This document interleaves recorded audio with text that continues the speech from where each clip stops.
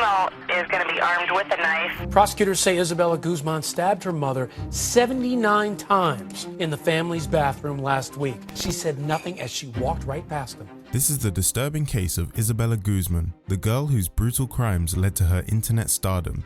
Isabella, daughter of Robert Guzman and Yun Mi Hoi, was born in June of 1995. She began to exhibit strange behaviors at a very young age, but was generally perceived by those around her as being a sweet and kind-hearted girl.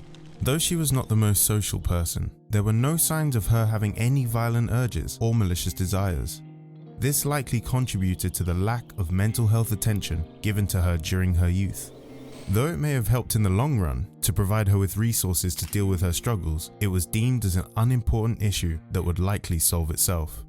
As her biological parents were no longer together, Isabella lived with her mother for most of her life. At the age of 7, however, she was sent to live with her father, Robert Guzman, presumably on account of her confounding and worrisome personality. Isabella continued to struggle socially and mentally throughout the years, but proceeded through life without notable incident before going back to live alongside Yun Mi Hoi during her teenage years. Guzman's life trajectory and relationship with her mother quickly worsened over time. Isabella dropped out of high school and found herself getting into many verbal altercations with her mother. While information on her relationship with her stepfather, Ryan Hoi, is scarce, it does not seem like she had a positive relationship with him either. Ryan claimed that she became increasingly disrespectful and threatening to her mother over time, specifically citing an argument that took place on the 27th of August 2013, which ended with Isabella spitting into Yunmi's face. The next morning, Yun Mi Hoi received an email from her daughter which simply read, "You will pay." This message prompted her to call the police as she had grown fearful of the possibility that her daughter would take violent action against her. The police were unable to enact any form of punishment but gave Guzman a stern chastisement explaining that her mother had the right to legally kick her out of the house if she was to continue being disrespectful. They warned that she had to follow the rules laid out by the people who ran her household or that she would face the consequences of her actions. Isabella's biological father was also called to come speak with her. Robert Guzman told reports that he and Isabella sat down in the backyard looking at the trees and the animals, and I started to talk to her about the respect that people should have for their parents. Though Robert seemed to believe that his talk with her had some kind of impact, Isabella returned to her ways only hours after it took place. I thought I had made progress. The tension between Isabella and Yun Mi Hoi would continue to grow until the 28th of August 2013, when Isabella would finally act on the many threats that characterized previous conversations with her mother. While it is unclear what, if anything, exactly caused the following events, it is safe to assume that the constant fighting in the household did nothing but push Guzman closer to her breaking point. Ryan Hoi reported that Yun Mi Hoi returned home from work at around 9 p.m, tired from a long day at work. She told Ryan that she was going to head upstairs to unwind and take a bath. Shortly after this, blood-curdling streams began to reverberate across the walls of the home. Ryan rushed upstairs but was unable to reach the bathroom before Isabella shut and locked the door. He attempted to force the door open but was unable to, and when he saw the blood leaking from beneath it, he ran back downstairs to call the police. When Hoi came back, he watched as Isabella left the bathroom with a knife in hand. According to Ryan, her face gave no indication of remorse or of even being present. She simply stared straight ahead as she went past him without a word. Yun Mi Hoi had been stabbed multiple times, and all attempts by Ryan to revive her were without success.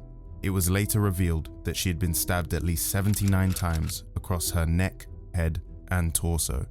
Guzman escaped the house, prompting a short manhunt by the Aurora Police Department, who warned that Isabella was armed and dangerous.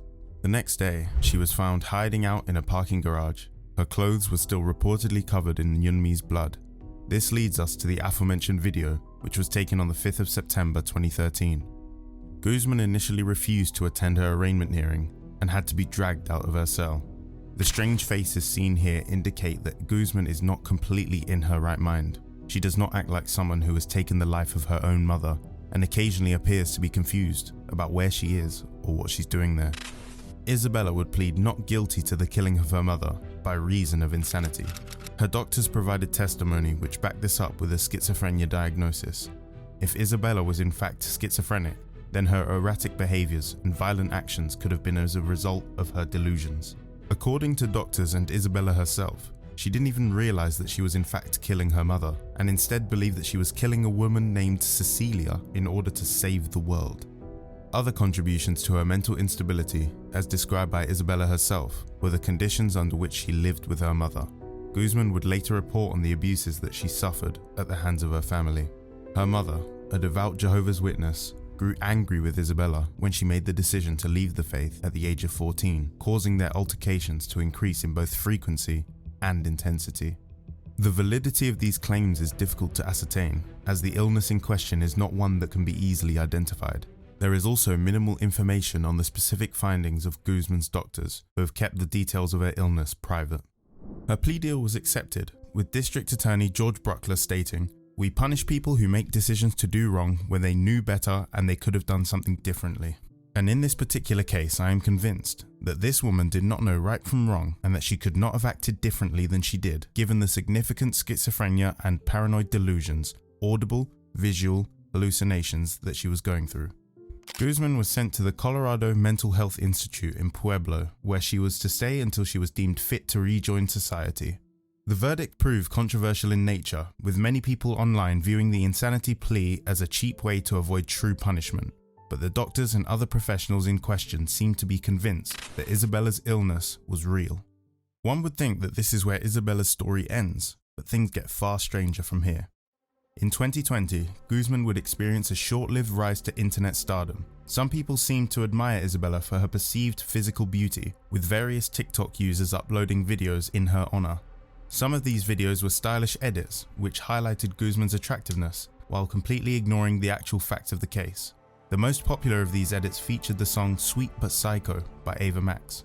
Other videos centered around users attempting to mimic the erratic facial expression and gestures of Guzman throughout her trial.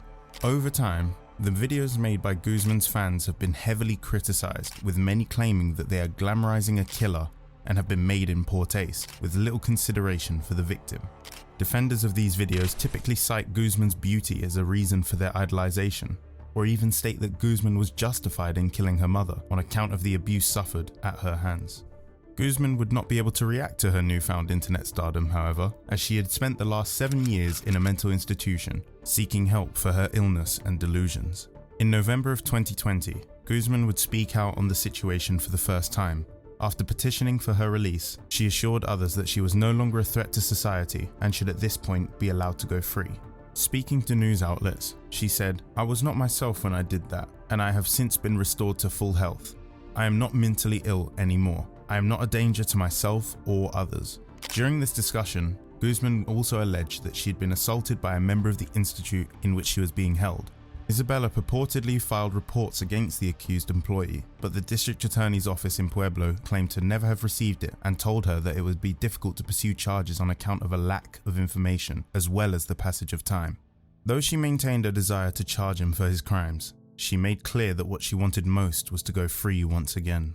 As of now, Isabella has been given occupational leave from the institution in order to attend group and solo therapy. She is required to wear a GPS tracker at all times, a constant reminder of the negative mark that her actions have left. The story of Isabella Guzman, for now, ends here. It is unclear whether or not she'll be able to healthily reintegrate into society, and there are many who believe that she should never be given the chance to do so in the first place. Isabella, however, seems intent on proving herself to the world, stating that if she could change it or take it all back, she would.